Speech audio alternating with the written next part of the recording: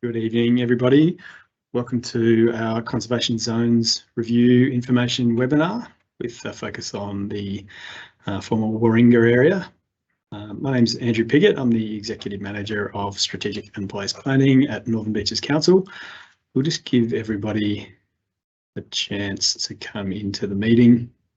So I'll just wait a few seconds for people to come on in and join us before we get underway.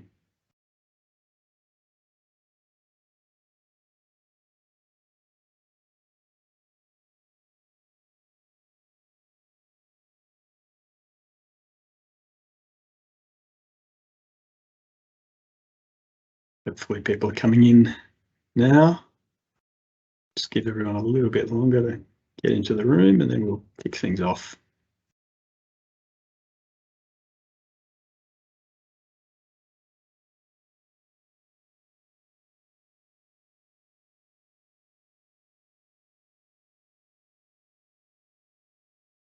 Okay, look, we might make a start now.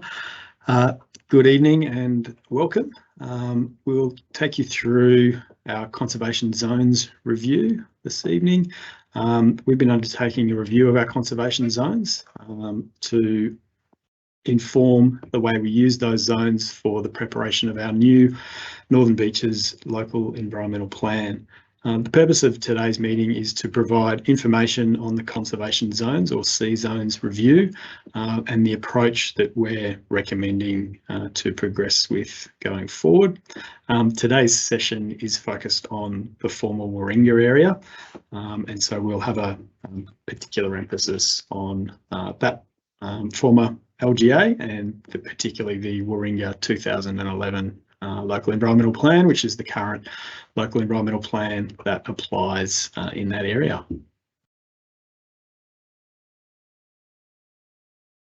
We'll start with an acknowledgement of country, just to say that we acknowledge the traditional custodians of the land on which we're meeting tonight, and we pay our respects to elders past, present and emerging, and any Aboriginal people here with us tonight. In relation to the agenda, we will take you through a number of steps. We'll look at the background information that has informed the Conservation Zones review. We'll provide you with an overview of the review. We'll outline what the draft zones are, and we'll look at some of the technical studies that have informed the decisions that we've made and the recommendations that we've made, and then we will provide an outline of the next steps and timing. There'll also be an opportunity for questions. There's people who have submitted questions prior to tonight. We will answer those, and there's also an opportunity to answer questions, and I'll take you through how you do that now. Just some webinar conventions for tonight. So again, the purpose of the webinar is to provide information and an overview of the Conservation Zones review. We will look at the entire Northern Beaches area and not drill down to specific site-by-site issues. If people have particular site-by-site issues, we can talk to you in the days following the briefing. I'm very happy to talk to you about your particular issues, but for the purposes of tonight's briefing, we're trying to keep it at a level that's more broad so people get an overall picture of the process and where we're up to. There's a lot of information to get through tonight, so we will keep people's cameras and microphones off. Questions and comments can be made via the show conversation function. So there's a Q&A button that you can see there. That should be in the top right hand corner of your screen. You can click on that, type in a question, and we will have people responding to that. We'll do our very best to respond to your question tonight.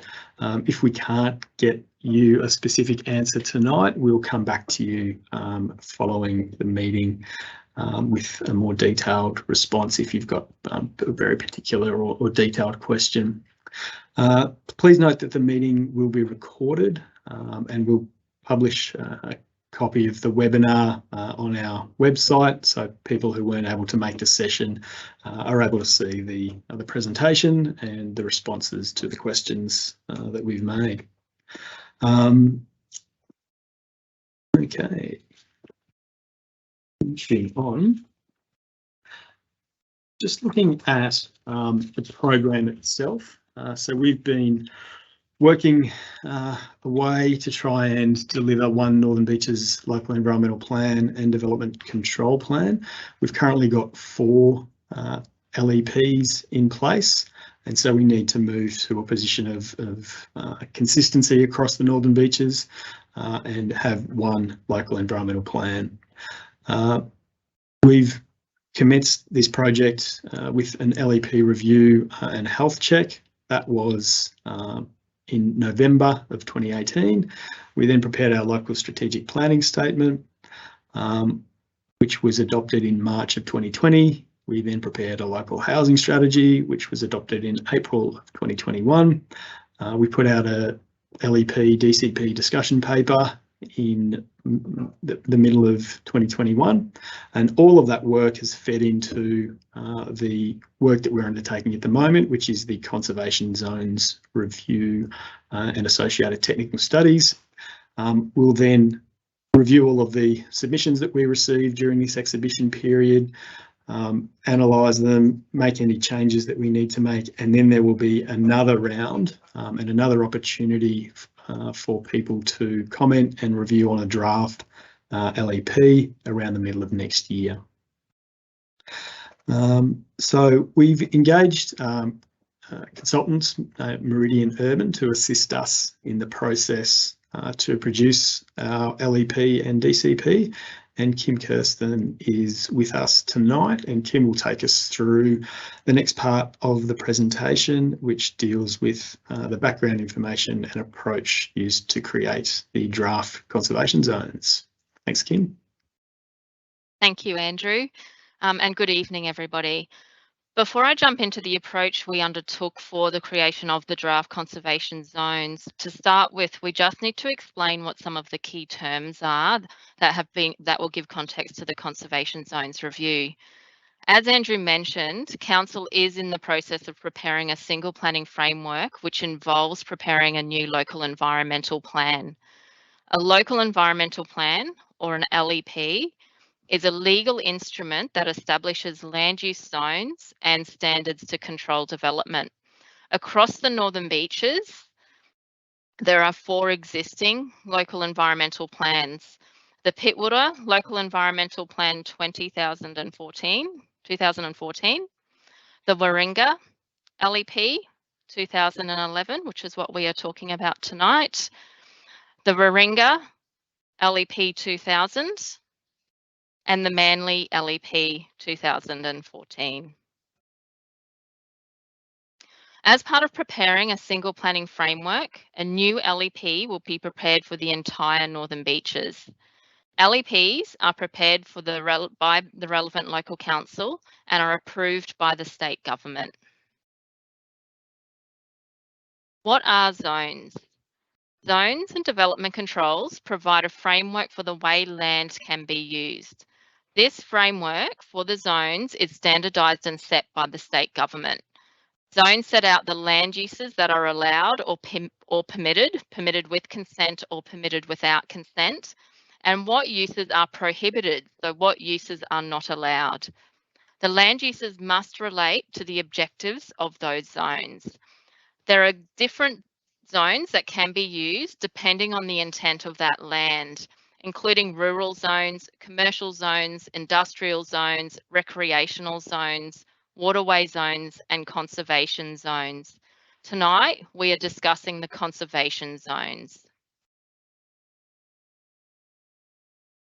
What are conservation zones? Conservation zones, or C zones, are used to protect and manage land that is of important environmental value. There are 4 C zones identified for land where the primary purpose or the primary focus of that land is on the conservation and or management of environmental values or environmental processes.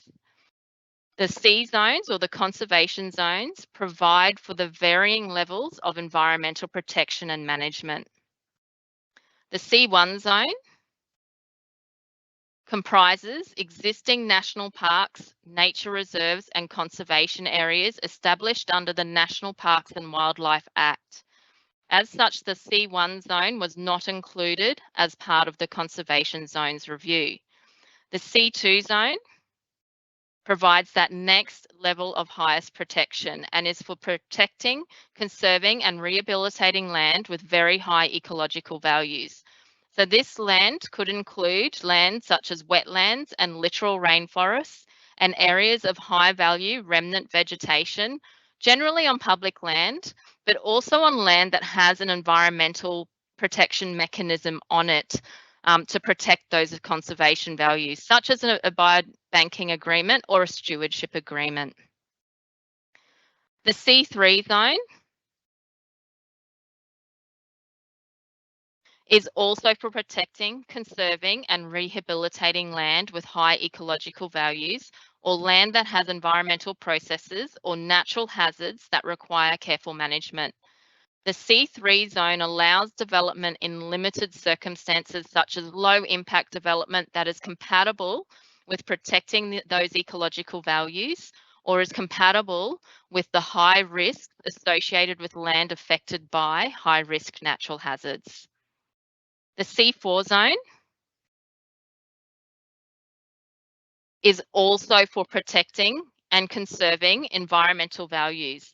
However, it accommodates low impact residential development. So it is generally used in low density residential areas to protect land with special environmental values, whilst still allowing residential uses to occur on that land, such as dwelling houses. Why are the conservation zones or the C zones being reviewed? Across Pittwater, Warringah and Manly, there is a variation in how the C zones have been applied in terms of their environmental criteria, their spatial application and the range of land uses that has been permitted. The map on the right shows the differences across the northern beaches. So for example, much of Pittwater is a C4 zone, which is that light brown coloured area. There is limited C zones in Warringah, and across Manly, C zones have been used generally along the foreshore. The C zones review will ensure a consistent approach is applied. It will align with updated studies and it will provide greater protection of the environment, delivering on Council's commitments.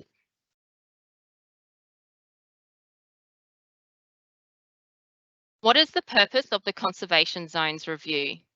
The purpose of the review was to undertake a review and develop a consistent approach for identifying land across the northern beaches that has important environmental values and land that is subject to high risk natural hazards that should be protected and managed either through a C2, C3 or C4 zone.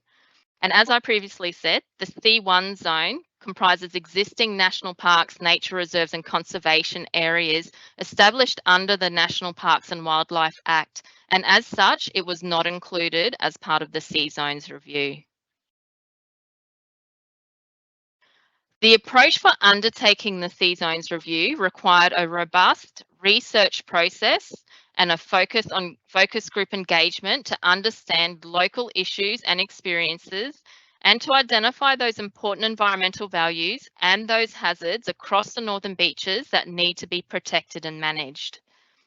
In terms of developing the C zones, phase 1 involved the review of existing information such as state government expectations and policy requirements, other C zones reviews undertaken by other councils, including the Northern Council's E-Zone review, which was undertaken by the state government, technical information, including supporting technical studies and mapping prepared by council, and which is also out on public exhibition currently, community feedback, which included a series of 5 focus community focus group sessions, which were undertaken in September and October in 2020 to identify what environmental values are important for the community across the different places in the Northern Beaches. Phase 2 then involved identifying the environmental criteria that need to be protected and the natural hazard processes that need careful management, such as high-risk bushfire, land affected by high-risk bushfire, and land affected by high-risk flooding, as well as the required data to spatially identify that land affected. Phases 3 and 4 involve creating and preparing the proposed draft C zones, which are currently on public exhibition, together with preparing the supporting technical review report. We are currently in phase 5 and publicly exhibiting the draft C zones review report and the associated mapping outputs. Council is seeking feedback on the criteria and the methodology used to create the draft C zones mapping. Following public exhibition, submissions will be reviewed and considered. Any site visits will be undertaken as needed, and recommendations for council finalised as part of phases 6 and 7.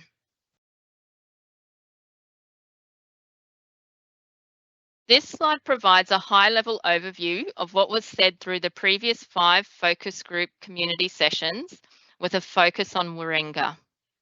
Feedback received noted that consultation with the community is required. If it is rural now, it should remain rural and existing use rights need to be protected. Will council compensate owners for zoning changes? Site visits are crucial. There was support for protecting the environment, including prioritising and protecting wildlife corridors. Existing C2 zoned land should be protected. Comments received also provided that the conservation zones are critical in coastal communities such as Cottage Point. Areas with high bushfire risk should be a C zone, and recreational uses such as horse riding and bike riding trails should be maintained. The next part of the briefing, we will go through the draft methodology used for creating the draft C zones mapping.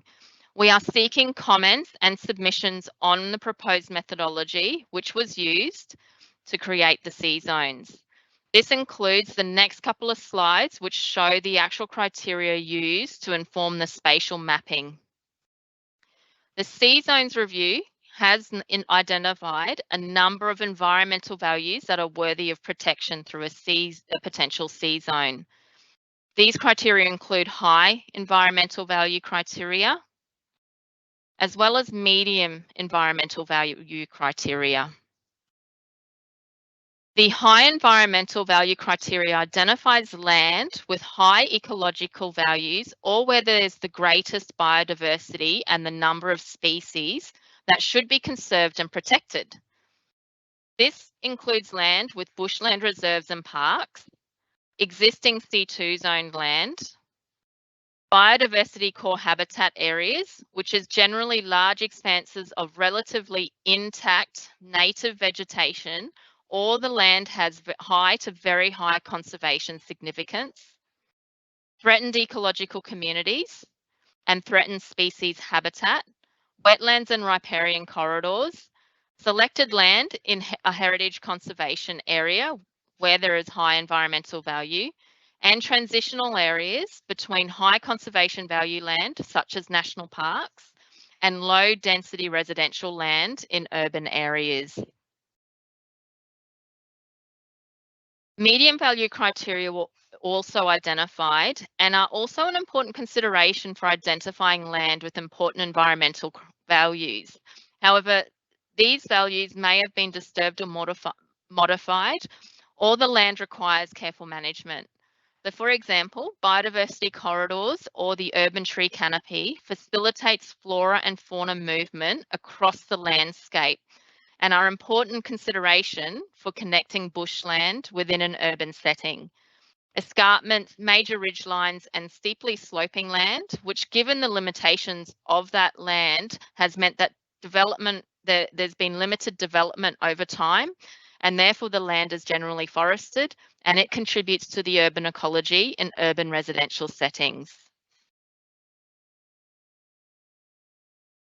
Planning for natural hazards is fundamentally about risk to life and property, and it's also about taking steps to limit those future impositions on government functions like disaster management and evacuation, as well as on the expenditure on recovery and reconstruction. Therefore, it is proposed that the C3 zone considers land affected by high-risk natural hazards, where the further intensification of these areas would expose people and property to an unacceptable or intolerable level of risk, and buildings would be vulnerable to failure. It's important to note that utilising a C3 zone on land affected by high-risk natural hazards is about identifying what land uses are compatible given the nature of the risk on that land. Land uses such as community infrastructure and critical services, vulnerable land uses, and residential and accommodation activities are generally considered sensitive and therefore intolerable in locations where there is a high natural hazard risk. As part of the conservation zones, the hazard criteria constraints identified include land subject to coastal and estuarine hazards, land affected by high flooding risk, land affected by high bushfire risk, and land affected by steeply sloping cliffs, which are susceptible to instability. The next few slides, we will discuss how the environmental and hazard criteria will apply for the C2, C3, and C4 zones with a focus on Warringah. The C2 zone is proposed to include natural open space and bushland areas, which are generally managed for conservation purposes outside of national parks and nature reserves.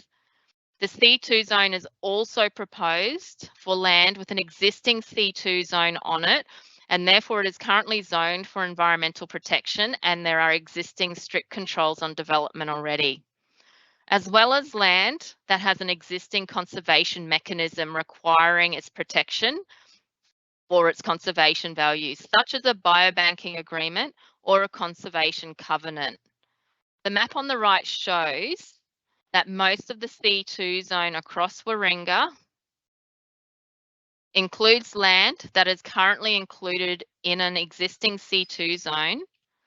All that land is currently included within an RE1 recreation zone, and the land has been managed for conservation purposes, and therefore it is proposed for a C2 zone, such as around Manly Dam.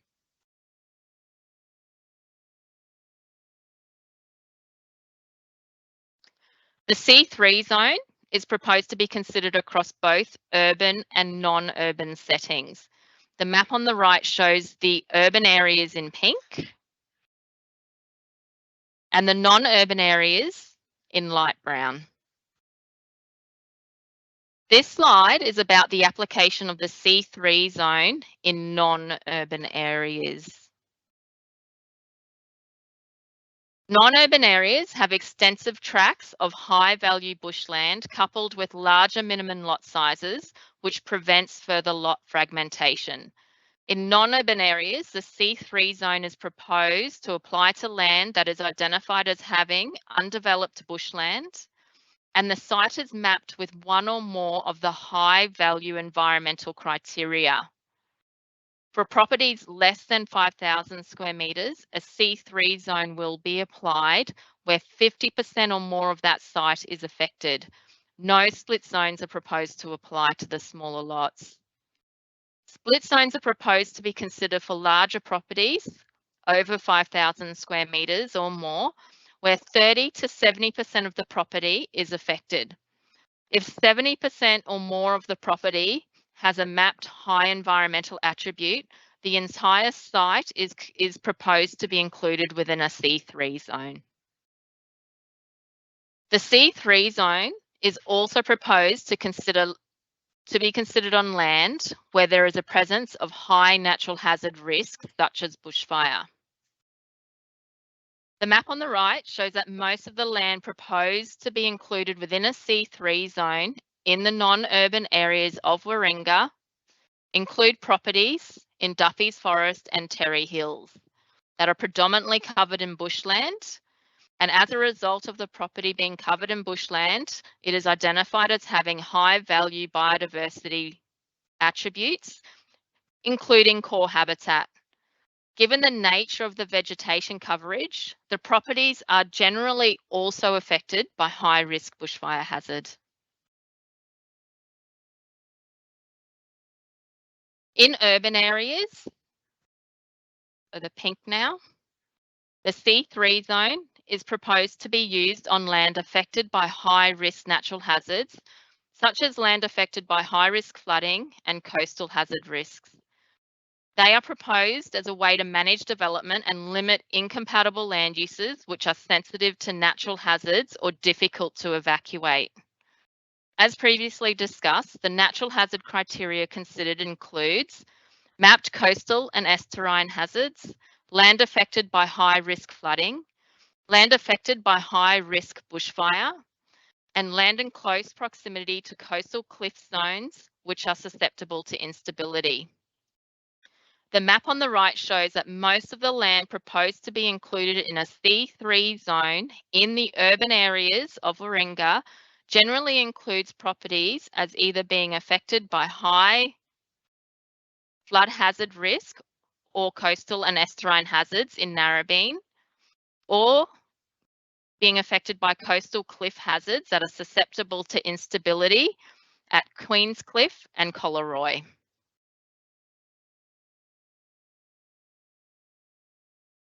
With the presence of high environmental values, biodiversity corridors, leafy escarpment lands, major ridgelines and steep slopes, the Northern Beaches has one of the highest urban tree canopy coverages in Greater Sydney. The C4 environmental living zone is proposed for the suburban low-density residential areas that contain high environmental criteria and/or 2 or more medium biodiversity criteria, which will recognise and protect the urban ecology of the Northern Beaches residential areas. Properties with 50% or more of the site affected by high environmental criteria or 2 or more medium environmental values were identified as potential sites for a C4 zone. The map on the right shows that the land proposed to be included in a the land to be proposed to be included in a C4 zone in Warringah. Properties proposed for a C4 zone are largely as a result of the property being identified as a transition property because it is adjacent to high conservation value land. So this includes properties adjacent to Garrigal National Park and Manly Dam, for example.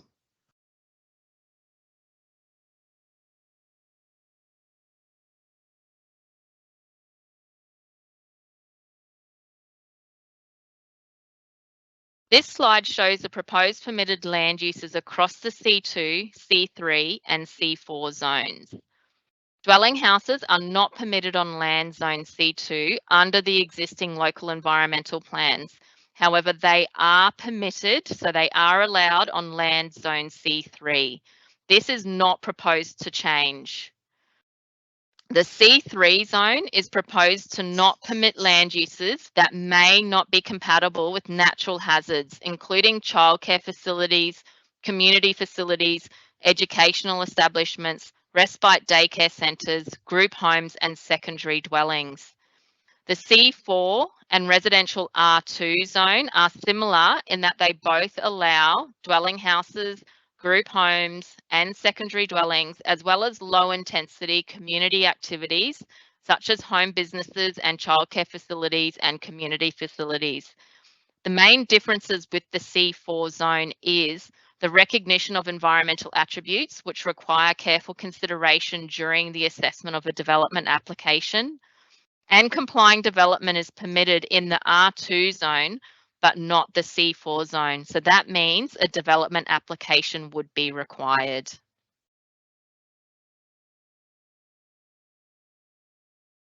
I'll now briefly touch on the technical studies which have informed the Conservation Zones review and are also out on public exhibition. Council is also seeking feedback and comments on the draft technical studies during the exhibition period. Please note that we will briefly talk through the studies relevant to Warringah. If you are interested in any of the other studies which are on exhibition, they are available on Council's website. The Draft Biodiversity Planning Review is a Northern Beaches-wide technical study which has been prepared to better inform future biodiversity planning controls.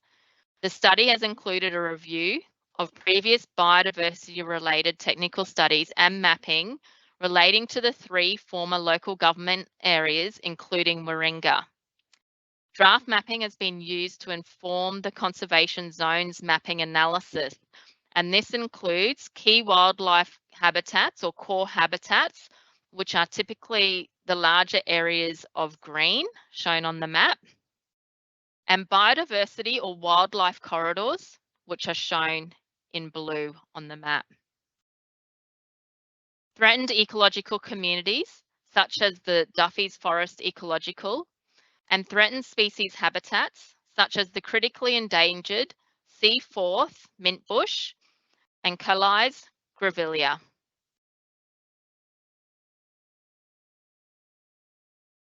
The draft Watercourse Wetlands and Riparian Land Study summarises a series of technical studies undertaken by environmental consulting firm BMT. It sought to review existing planning controls across the 3 former local government areas associated with watercourses and riparian matters, and it provided recommendations and updated mapping to be incorporated in a unified local environmental plan and the development control plan. Recommendations and mapping identified Category 1 and Category 2 riparian corridors, including a 30-metre buffer zone, and identified wetland areas, including a 100-metre buffer zone. Riparian corridors and wetlands are an important high-value environmental criteria which has spatially identified the location of these environmental features for the conservation zones mapping analysis.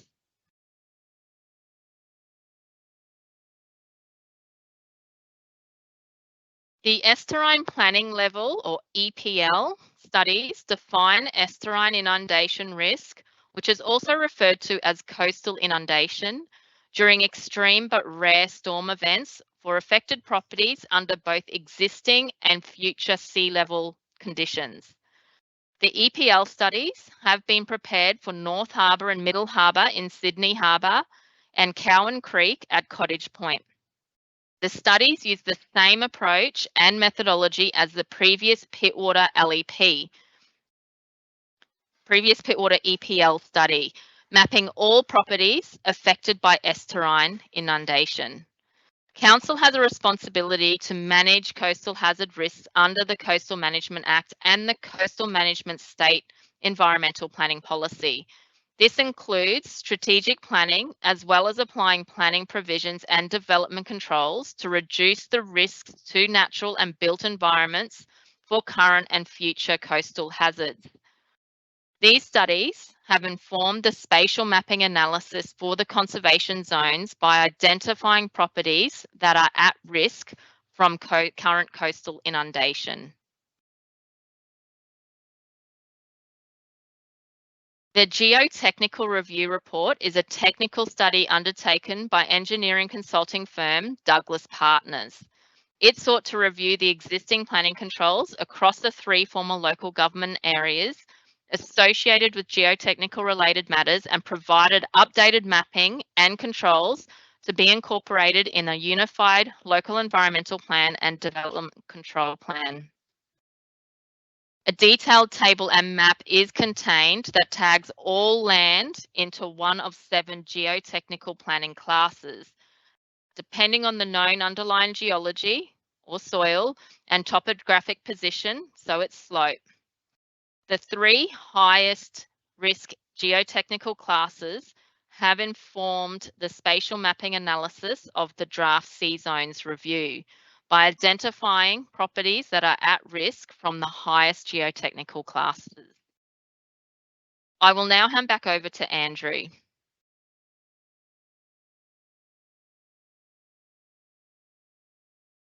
That's great. Thanks very much, Kim. So just to provide you with a recap, the New South Wales Government requires all councils to review and develop a single planning framework for their local government area. Our proposal is based on comprehensive studies and will help create a sustainable future for the Northern Beaches.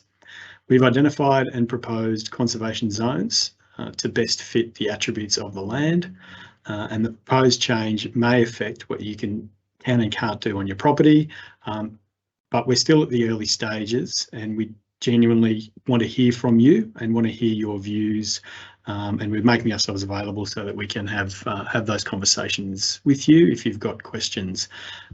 Speaking of questions, again, I'll just make note of the Q&A button that should be in the top right hand side of the screen. So if you've got any questions, feel free to type those in as we go, and we'll endeavour to answer those as we move through the remaining part of the presentation. In terms of next steps, so we're on exhibition at the moment. The exhibition is technically due to close on the 30th of October.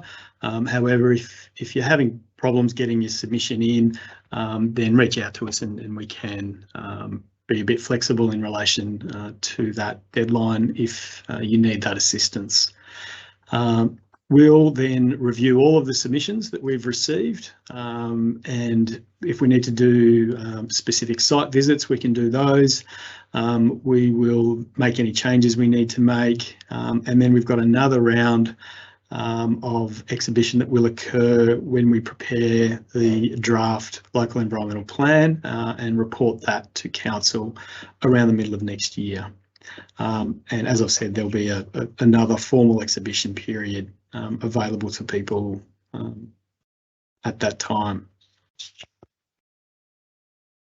So that's it for the formal part of the presentation. There were a number of questions that people had emailed into us or submitted to us prior to tonight's meeting. They're outlined on the screen now, and I'll just go through those and provide you with some answers. So the first question is, do affected landowners have any option of review? So look, as I've said, this is the first stage in developing our conservation zones. We will review all submissions, including requests for a review, and undertake site inspections where required to resolve any disputes.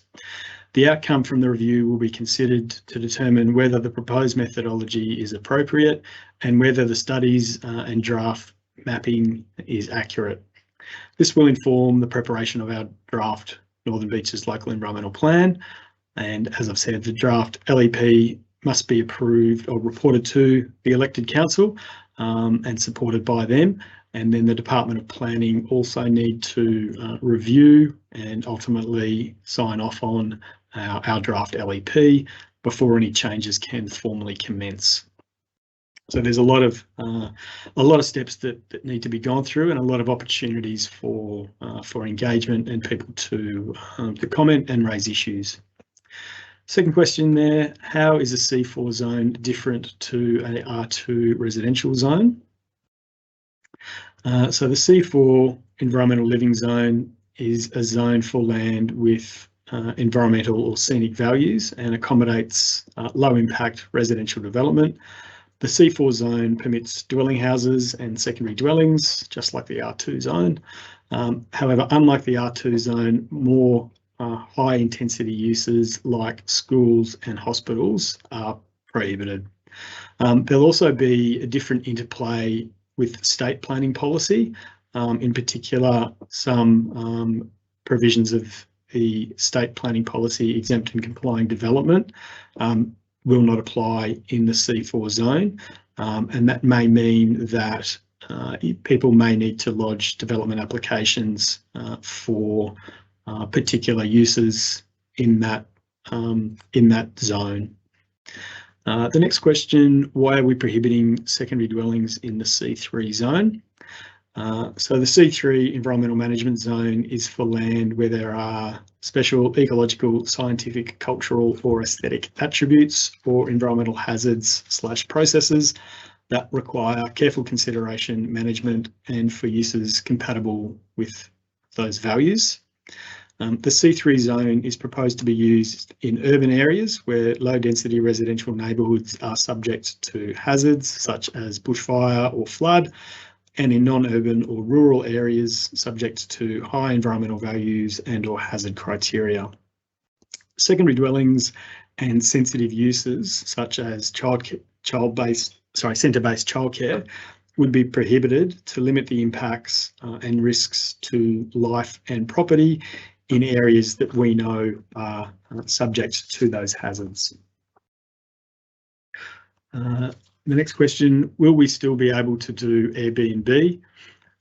So bed and breakfast accommodation is prohibited in a C3 environmental management zone, and it's a form of tourist and visitor accommodation which is not considered suitable in areas identified as being subject to hazards, and in non-urban areas, in areas where there's particularly high environmental value.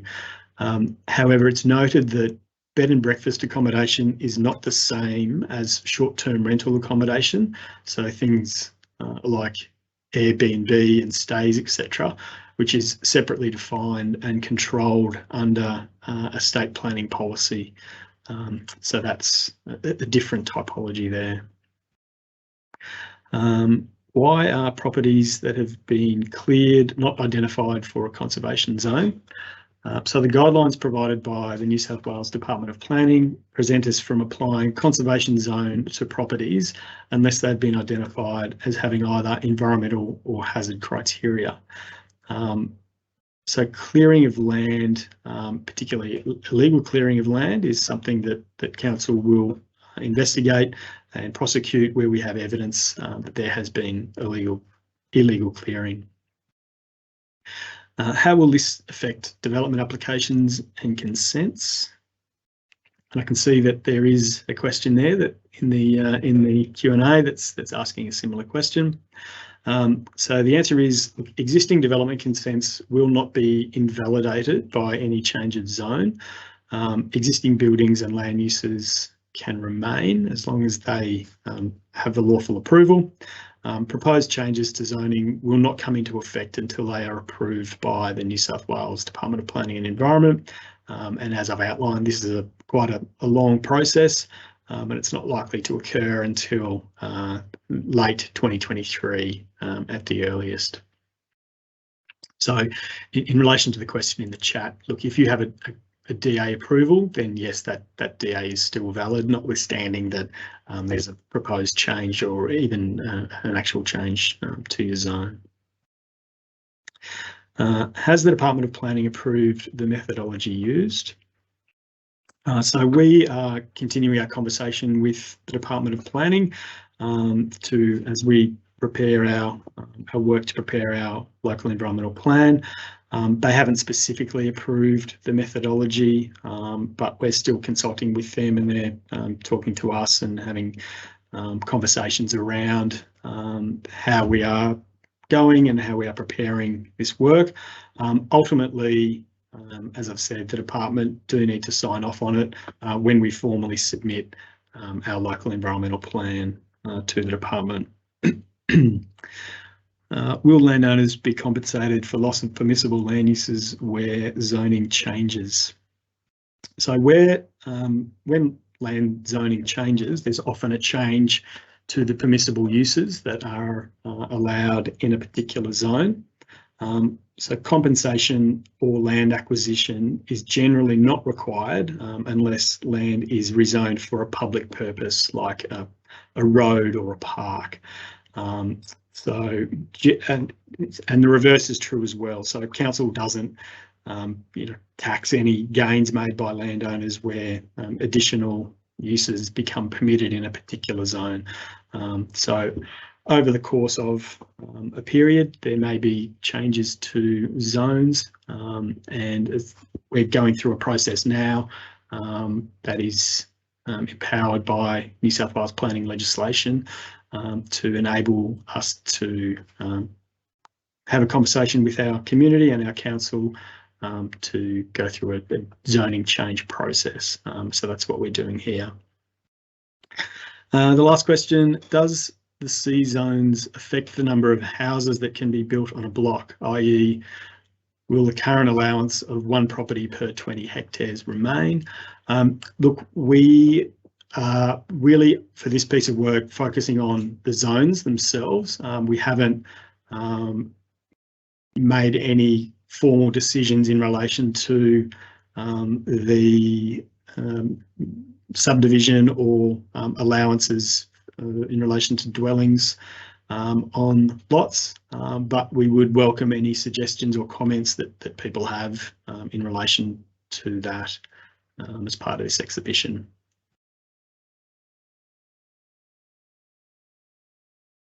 Okay, so looks like we've answered the one question that's come into the Q&A. Let's leave a bit of time if people wanted to have any questions or comments. Kim, did you maybe want to flick back just to the page with the email address and phone number? That's there. So look, if people don't feel comfortable asking a question tonight, then by all means send us an email at that email address or give us a call on that phone number in the days following the meeting, and we would be very happy to talk to you and answer your questions. As I said, there's obviously a lot of information to get through tonight. I would encourage you to go to our project website. So just go to the council's website and you can click through to the Conservation Zones review page. There's a lot of information available for people there. You can scroll down on that page and click through to our interactive web tool that allows you to type in your property address, and that shows you what your current zone is and what your proposed zone is, and what particular affectations impact on your property. So there's a lot of information available to you there. Again, if you've got questions or challenges or concerns in relation to that, then by all means reach out to us and we'll endeavour to answer any questions you've got. Okay, it's not looking like we're getting any more questions coming through. So at this point, I'll give it a few more seconds.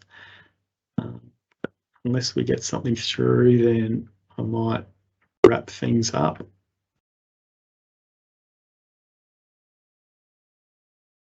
Okay, all right. Look, I might draw it to a close for tonight. Thank you very much for your time, everybody. I appreciate you giving up your time to come and attend the webinar. We will look forward to hearing from you in the coming weeks. Thanks very much, everyone. Good night. Looks like we just got a question. We're still here. Just came in the nick of time. How can one property be zoned a conservation zone, yet the neighbour's adjoining property does not have the same restrictions? Yeah, look, good question. So the answer to that is we've produced a methodology that's evidence-based that looks at what hazards and what environmental characteristics impact on your property and on all individual properties. And hazards don't apply to the entire Northern Beaches, so they apply to some properties but not to others. And so if one particular property is identified as having a hazard and the neighbouring property doesn't have that hazard, then it may not be picked up in that zone. So that's why there will be differences. If you wanted to talk to us tomorrow and let us know exactly what property it is you're referring to, we can be a bit more specific in relation to that answer and tell you exactly why one property is shown as being one particular zone and another property is not. So I would recommend that you take advantage of the email address or that phone number there, and we can talk to you about the specifics of that particular example.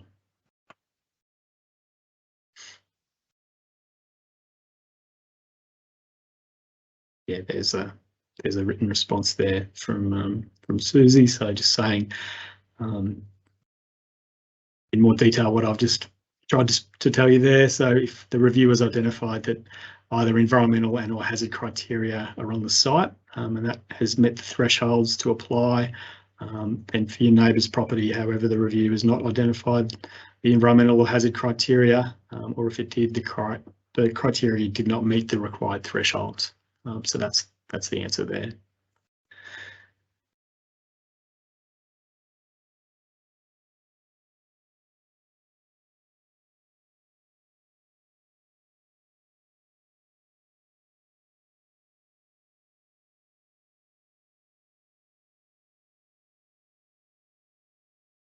One more question. What about rural zones? Will there be any information sessions for the new rural zone? Yeah, so there's I guess in relation to the work that we've been doing, we've been focused on conservation zones, and we really wanted to have a conversation with the community about the conservation zones. There are some areas that we've identified as being zone rural, and indeed there are some areas that we've identified as being zone residential. We haven't been specific necessarily about what the permissibilities are in those areas, because we just haven't completed that piece of work yet. So that piece of work is something that we're doing at the moment, and will be reported to council next year. So we'd welcome any particular suggestions or comments that people have, particularly in relation to permissibilities in the rural zone. Again, the webinar tool that I referred to earlier provides an indication of what uses may be permissible in a particular rural zone, in a particular area. Again, kind of depends on where you are. So without knowing the specifics, it's challenging to answer that. But again, if you wanted to contact us, we can talk to you in a bit more detail about the area that you're in and the way in which that zone may be used. But happy to hear from you, or happy to hear any suggestions that you've got in relation to that.